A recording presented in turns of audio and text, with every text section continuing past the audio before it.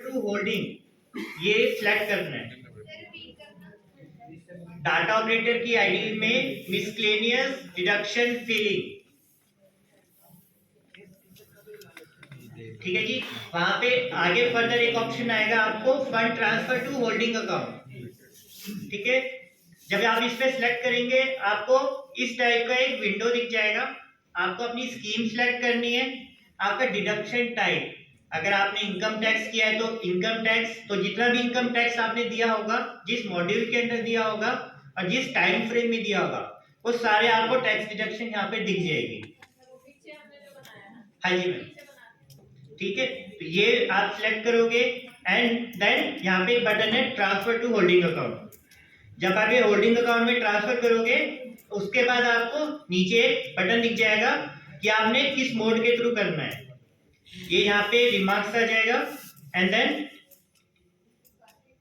Payment details कि किस mode के थ्रू, ई payment using print advice.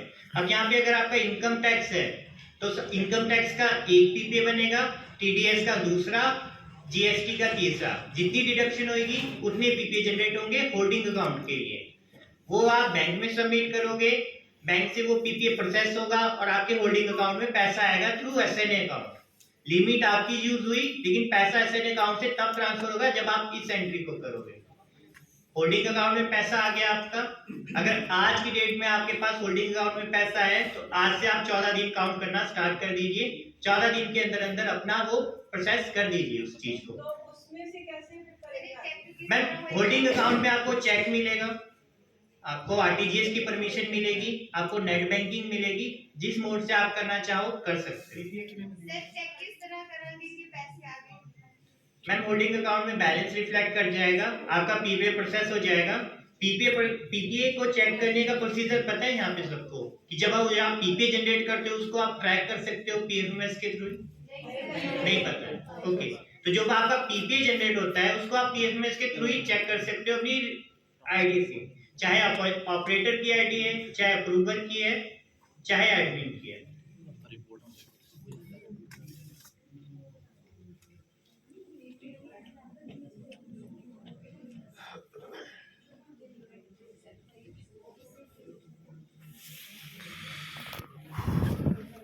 confusion.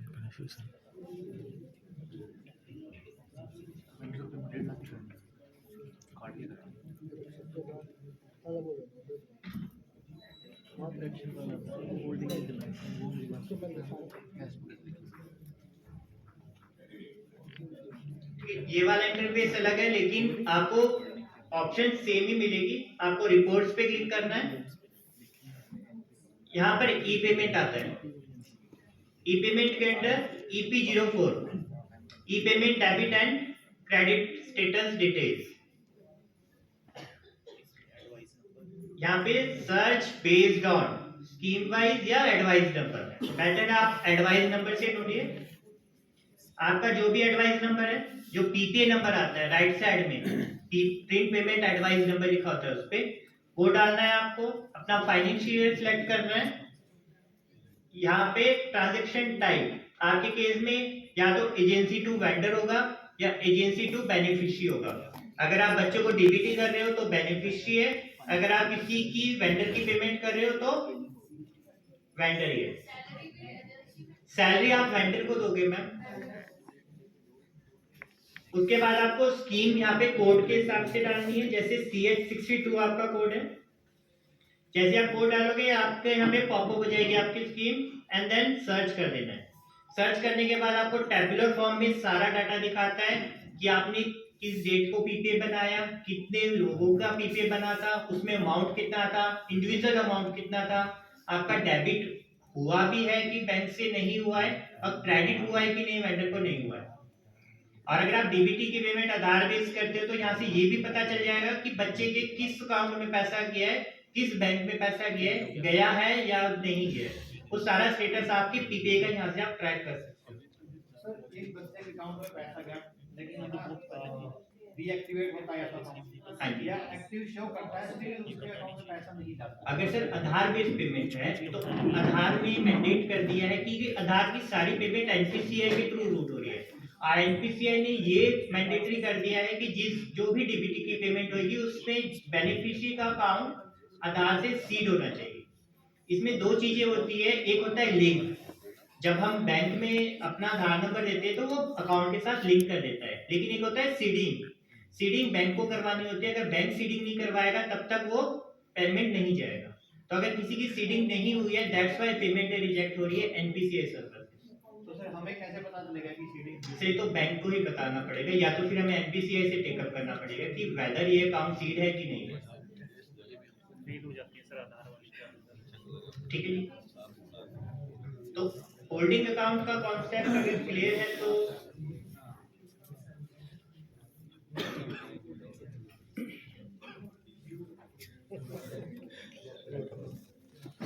ठीक है जी। उसके साथ साथ दो तीन रिपोर्टें देख लेते हैं जो आपके लिए मैंडेटरी है एसएनए के लिए। तो जब आप अपनी आईडी से लॉगिन करोगे, रिपोर्ट्स पे जाओगे, तो यहाँ पे एक एसएनए वाला कॉलम आ जाता है। उस एसएनए वाले कॉलम में आपको डिफरेंट रिपोर्ट आ जाएगी।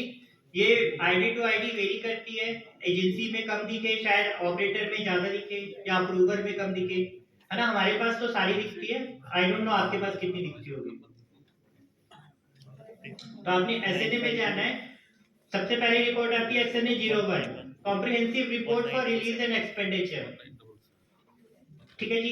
ये आपके केस में आप देखना चाहो देख सकते हो, पर आपके लिए कोई यूजफुल नहीं है क्योंकि इसमें रिलीज आती है। आपके केस पे देखना है agency wise allocation and expenditure. अगर किसी एजेंसी ने एक्सपेंडिचर किया है या उसको लिमिट कितनी लगी है, आप यहाँ से चेक कर सकते हो। आपको कंट्रोलर सिलेक्ट करना है। आपके केस में 008 आपके कंट्रोलर हैं, स्कूल एजुकेशन एंड लिटरेसी।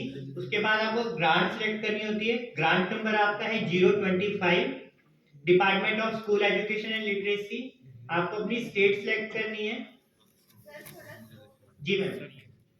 सबसे पहले आपको फाइनेंशियल ईयर तो हमारा 23-24 चल रहा है। आपको अपने कंट्रोलर सिलेक्ट करने 008 स्कूल एजुकेशन एंड लिटरेसी, ये आपके कंट्रोलर है। एंड देन फिर आपका ग्रांट नंबर, उस कंट्रोलर के अंदर ग्रांट नंबर है आपका 025, department of school education and literacy 025 में।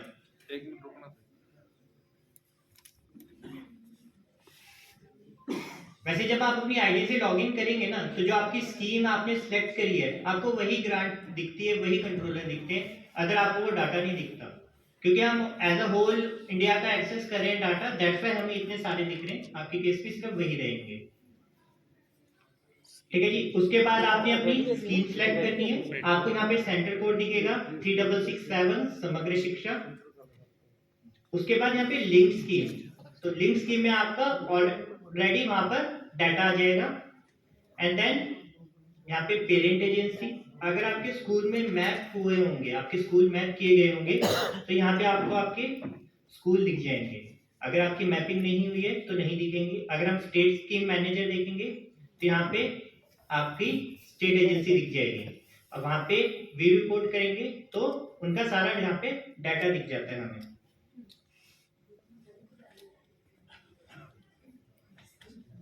ये लिमिट है, देखिए ये है एजेंसी का नाम, उनका यूनिक कोड, उनको लिमिट कितनी दी थी एसएसएम ने। फर्दर चाइल्ड एजेंसीज के लिए कितना दिया था, चाइल्ड एजेंसीज यानी आप, और लिमिट फॉर सेल्फ एक्सपेंडिचर, जितना एक्सपेंडिचर के लिए है उसमें से उन्होंने खर्चा कितना किया है, टोटल एक्सपेंडिचर। अब टोटल एक्सपेंडिचर पे हम देखिए प्लस का साइन है।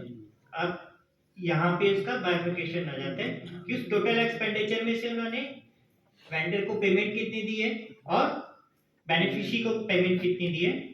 और अगर किसी एक्सटर्नल सॉफ्टवेयर से वो एक्सपेंडिचर बुक हुआ है तो वो भी यहाँ पे कैप्चर होगा। एडवांस अनसेटल्ड, अगर आप किसी को एडवांस देते हो और वो अनसेटल्ड है तो वो भी आपको यहाँ पे दिखेगा। टू द होल यहाँ पे जो भी आप खर्चा करोगे वो आपको यहाँ पे दिख जाएगा। और एट द लास्ट आपका आ जाएगा टोटल अनस्पेंड लिमिट। तो अनस्पेंड लिमिट का मतलब है कि जो आपको अगर 10 लाख दिया, आपने 2 लाख किया, तो यहाँ पे आपको 8 लाख दिखना स्टार्ट हो जाएगा। और अगर आपने कोई खर्चा नहीं किया लेकिन आपका बिल स्टक हो गया तो वो भी यहाँ पे दिखेगा आपकी एक्सपेंडिचर में।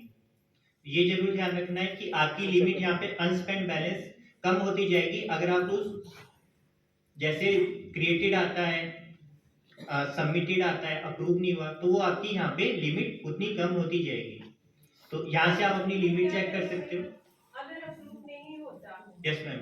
तो कई बार पीछे से टेक्निकल इशू आ जाता है, अप्रूव नहीं होता, यहाँ से तो लिमिट हमारी कम होगी। यहाँ से कम होगी ना मैम, आपने बिल तो बना दिया है, जैसे अप्रूव करोगे पीपीए तो उस दिन से काउंट होगा ना मैम। मतलब हम दोबारा उसका कर सकते हैं। नहीं, तो आपने सबमिट किया है ना, अप्रूव नहीं हुआ है। अप्रूव तो अप्रूवर की आईडी से होना है मैम। नहीं तो कई बार दोबारा भी करना पड़ता सर है। हाँ ऐसा होता है कई बार कि DFMS पे हमने अप्रूव कर दिया, उस पे ऐसा एरर आ जाता है। Yes. नेक्स्ट टाइम जब सबमिट करते हैं तो उसमें आता है expenditure has already been approved. तो ऐसा नहीं कि 2 टाइम्स वो अप्रूव नहीं, अगर एक बिल है ना सर, उसको 2 टाइम कैसे अप्रूव कर सकते? पीपी तो एक ही बार जनरेट होगा। कई बार ऐसा होता है कि सर्वर में अपडेशन चली रहती है, जैसे आज को वो हम पहले कुछ नई रिपोर्ट डालनी है, वो नई रिपोर्ट डालने के लिए सर्वर को कुछ टाइम के लिए शट डाउन करना होता है, या फिर जिस मॉड्यूल में वो चेंजेस कर रहे हैं उस मॉड्यूल को बंद करना होता है। जब वो चीज करते हैं ना तो वो एरर आ जाते हैं। दैट्स व्हाई, क्योंकि लाइव सर्वर पे अपडेशन चलती रहती है, दैट्स व्हाई वो एरर। सर वो एरर मैम अपडेशन डेली चल रही है ना, देखिए एसएनए चल रहा है, सीएनए चल रहा है, अभी एसएनए में स्पर्श आ रहा है, टीएसए मॉडल आ रहा है, डिफरेंट वर्क हो रहा है। पीएनएमएस में रेगुलरली कुछ ना कुछ अपडेशन चलती आ रही है, कोई हर दिन कोई ना कोई एक नई रिपोर्ट जनरेट करनी पड़ती है, क्योंकि मिनिस्ट्री से इतना प्रेशर है। दैट्स व्हाई थोड़ा बहुत ऐसा है, इसको कर रहे हैं ठीक, अभी कुछ सर्वर अपडेट हो रहे हैं, कुछ नए लग रहे हैं, तो होपफुली कि जो नेक्स्ट फाइनेंशियल ईयर है 24-25 उसमें ये चीजें ना आए। Yes ma'am. सर अभी तो अपडेट होने हैं, अभी टाइम लगेगा। यस मैम, बिल्कुल मैम। अप्रूव नहीं, पहले जब हम करते थे, जब अप्रूव होता था तब बैलेंस डिडक्ट होता था। लिमिट के केस में जैसे आपका वाउचर जनरेट होगा तब आपकी लिमिट डिडक्ट हो जाएगी। नहीं मैम, एक ऑप्शन आता है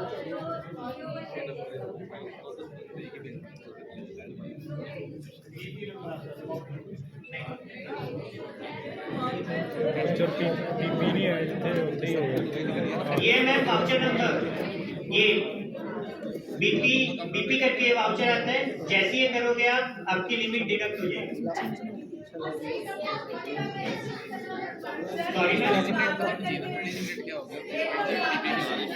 बस दैट्स व्हाई वही कह रहा हूँ, बार बार नहीं करना है, उतनी लिमिट डिडक्ट होती जाएगी।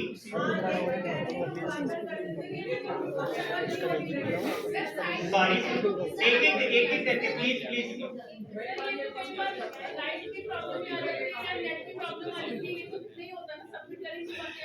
मैम जैसे ही ये वाउचर क्रिएट होता है, आपका जो आपने डाटा बनाया है वो सर्वर पर सेव हो जाता है। आप एक्सपेंडिचर में अगर सिंगल एंट्री है तो मैनेज पे चेक कर सकते हो, अगर बल्क में एंट्री है तो मैनेज बल्क फंड एक्सपेंडिचर पे चेक कर सकते हो, आपको वहां पे आपकी एंट्री दिख जाएगी। अगर ये चीज जनरेट हुई है, अगर ये चीज जनरेट होने से पहले ही लाइट चलेगी, सर्वर क्रैश हो गया, वट एवर जो भी रीजन था, तो वो आपको दोबारा क्रिएट करनी पड़ेगी। तो ना तो आपकी लिमिट एग्जॉस्ट होगी, ना आपका वर्क यहाँ कहीं पे सेव हुआ है, वो आपको नहीं दिखेगी। जी मैम, दिख जाती है कभी से लगे में जाके दिख जाता है स्टेटस पे। मैम अगर वो वेंडर की वजह से डिडक्ट हुई है, अगर आगे प्रोसीड करने नहीं दे रहा है, तो आपको उस वेंडर का कोई अकाउंट ऐड करवाना पड़ेगा।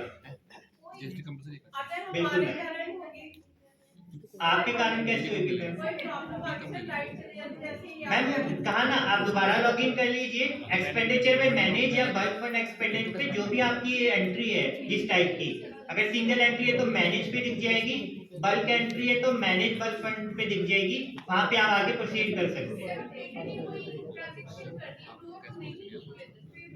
रिजेक्ट कर दे मैम, आ जाएगा मैम, उसी टाइम आ जाएगा, लिमिट उसी टाइम आ जाएगी। दोबारा वो जैसे आप रिजेक्ट करोगे लिमिट आपकी वापस उतनी ऐड हो जाएगी। नहीं, अभी तक लिमिट आपकी बल्क में आती है, आपको उसे मैन्युअली मैनेज करना पड़ेगा कंपोनेंट वाइज। आप उसका भी रिपोर्ट देख सकते हो अगर आपने देखी है।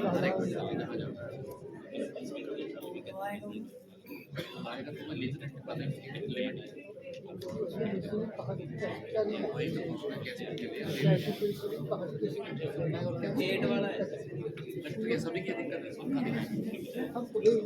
13 रिपोर्ट है आपकी, voucher wise expenditure of SNA and child agencies. यहाँ से आप आपका कंपोनेंट वाइज खर्चा देख सकते हो।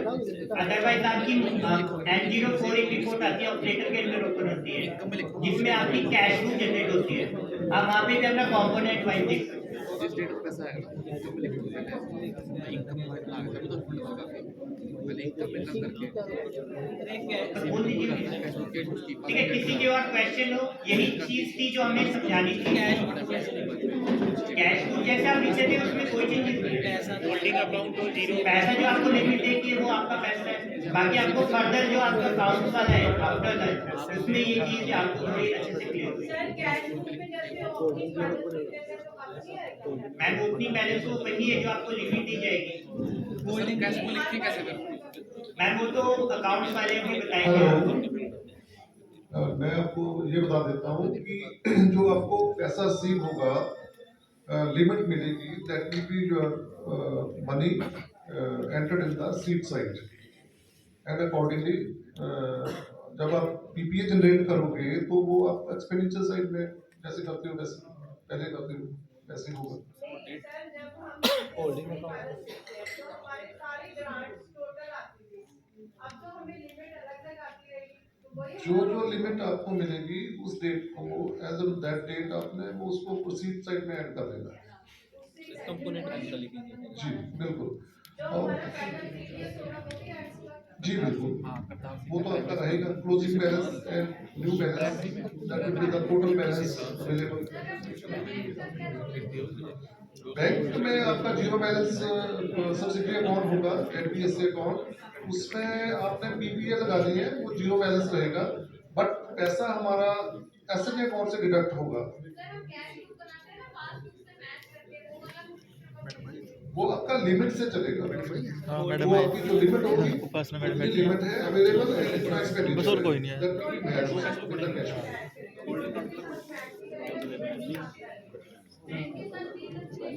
कोई बात नहीं, आपकी एक और ट्रेनिंग करवाएंगे इसके बाद, after implementation this and after closing of financial year, वो सेपरेट ट्रेनिंग करवा देंगे। और प्लीज इंश्योर दैट कि आपका जेडबीएसए अकाउंट में कोई आप डीडी प्रिपेयर नहीं कर सकते, ना ही करना है, और ना चेक भी नहीं लगवाना है। ओनली पीपीए या ऑनलाइन मोड जो है वो अलाउड है, जैसे कि नरेंद्र जी बोल रहे थे आपको। सो प्लीज ये आपने ध्यान रखना है। और जैसे जो क्लस्टर वाला था इशू, पहले क्लस्टर के थ्रू पैसा जाता था, अब डायरेक्टली एसएनए अकाउंट से डायरेक्टली स्कूल्स को जाएगा, only for the purpose of credit of limit amount. सिर्फ आपको ये सिस्टम चेंज हुआ है, बाकी सारा एज इट इज रहेगा। क्लस्टर इंचार्ज के थ्रू ही सारी रिपोर्ट्स आएंगी, जो भी मतलब जैसे चल रहा था प्रीवियस प्रैक्टिस वैसे चलता रहेगा। आपका टी ब्रेक होने वाला है, तो अगर कोई आपकी क्वेरीज है तो पूछ सकते हैं। हाँ मैडम, आप प्लीज अब बोलिए। होल्डिंग कंपोनेंट ऐड होगा। हमारे डिप्टी एसपीडी मैडम कुछ दो शब्द बोलेंगे। वेलकम सर, सुधीर आशा सर हमारे बीच में आ चुके हैं। वेलकम सर, प्लीज आइए।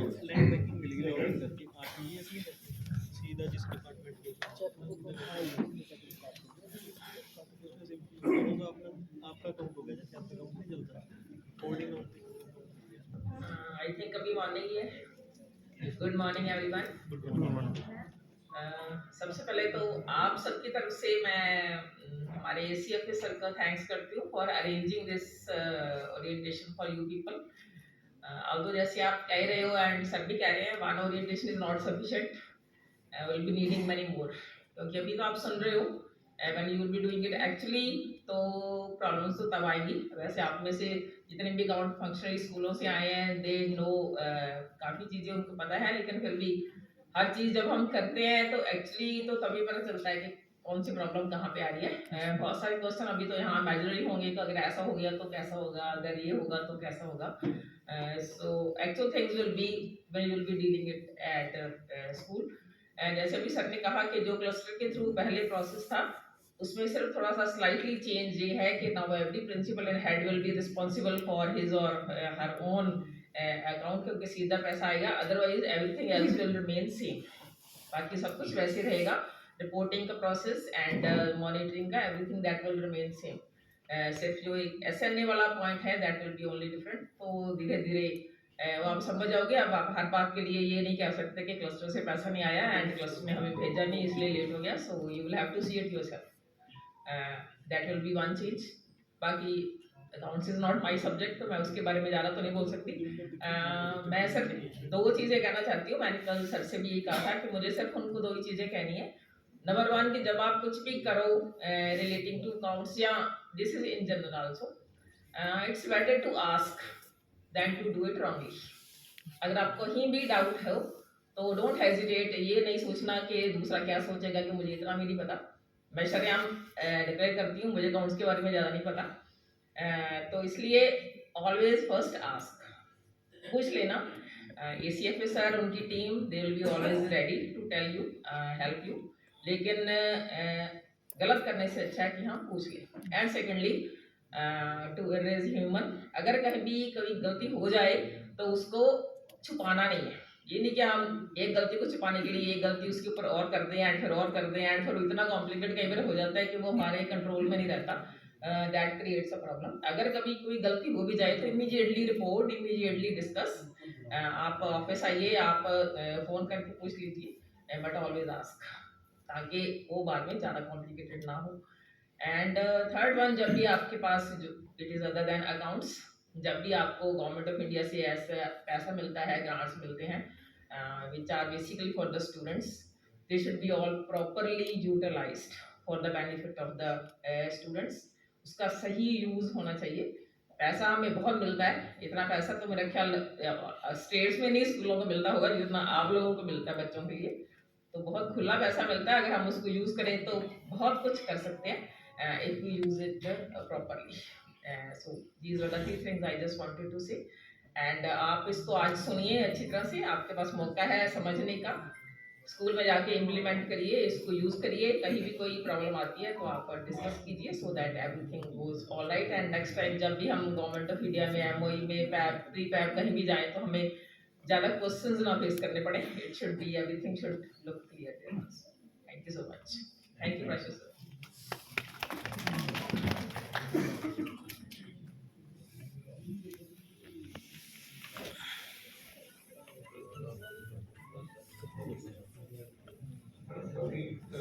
टी ब्रेक हो रही है। टी